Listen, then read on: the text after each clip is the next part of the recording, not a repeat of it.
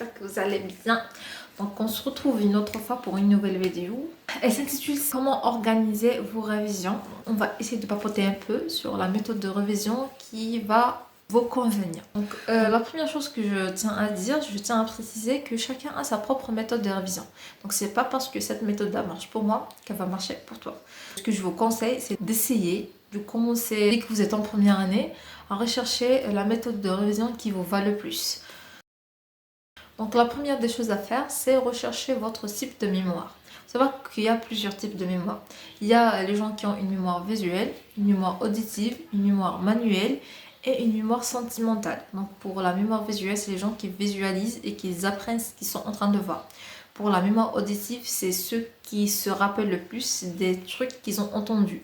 Pour la mémoire manuelle, c'est les gens qui écrivent. Ils apprennent en écrivant. Pour la sentimentale, c'est les gens qui doivent assimiler à chaque information un sentiment pour pouvoir s'en rappeler. Pour ma part, je dirais que je suis plus team mémoire auditive, donc je me rappelle beaucoup plus de ce que j'entends. Pour vous, il faut essayer, il faut chercher pour savoir c'est quoi votre type de mémoire. Aussi, ce qu'il faut savoir, c'est est-ce que vous êtes team solitaire ou team groupe. Est-ce que vous êtes le genre de personne qui travaille seule ou qui aime travailler en groupe. Pour moi, il faut jumeler les deux, donc à mon avis. Donc pour faire la première lecture, je préfère la faire toute seule. Je fais mon résumé, quoi que ce soit un résumé auditif par un audio vocal, soit écrit en faisant une fiche ou en écrivant directement par petits points.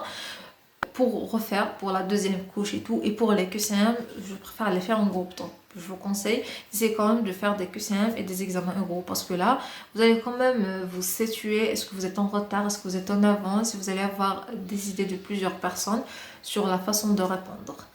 La troisième question, c'est la méthode, votre méthode de travail, c'est le volet méthode. Donc, soit est-ce que vous êtes le genre de personne qui a besoin de faire plusieurs couches pour apprendre, ou faire une à deux couches mais approfondies, ou le genre de personne qui travaille beaucoup plus avec les examens et les QCM. Ou vous êtes team résumé, donc il faut vous situer dans ces volets-là.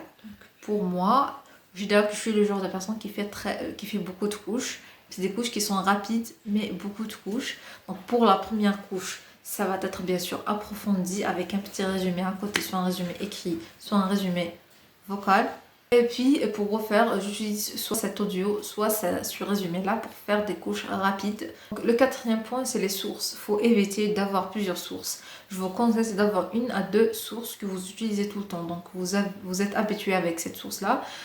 Soit vous allez utiliser vos cours et à côté, vous allez utiliser par exemple les fiches codex ou à côté les collèges des enseignants ou le KB. Donc il faut utiliser une source qui vous va le plus. Au final, je vous dirais qu'il faut bien intégrer ce qu'on appelle spaced repetition et active recall. Donc pour spaced repetition, comme on a dit, donc tu fais une première lecture qui est approfondie avec des résumés.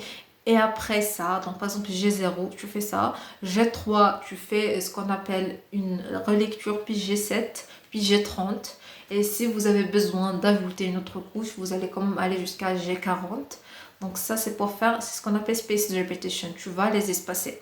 Et en espaçant, donc la première lecture, ça va être avec le cours. La deuxième, le résumé. Puis je conseille pour la troisième et la quatrième couche, c'est avec les QCM. C'est ce qu'on appelle active recall. Donc tu vas pousser ton cerveau à aller chercher l'information, ce qui va consolider encore la mémoire, ce qui va consolider les synapses de la mémoire. Le dernier recours, c'est les plans. Donc faites vos plans. Faut pas être anarchique dans ces révisions. Donc vous êtes tenu à faire un plan. Vous allez dire que ce jour-là, je vais faire ça et je vais refaire ce cours-là. Puis ce jour-là, je vais refaire ce cours-là, je vais ajouter ce cours-là avec. Donc essayez de faire 10 plans. Faites des plans sur longue période. Par exemple, si vous avez un module de 6 semaines, préparez ces 6 semaines-là. Et puis vous prenez chaque semaine, vous allez la détailler. Et puis même au sein de la semaine, vous allez prendre dans votre journée, soit le matin, soit la nuit, pour bien organiser votre journée.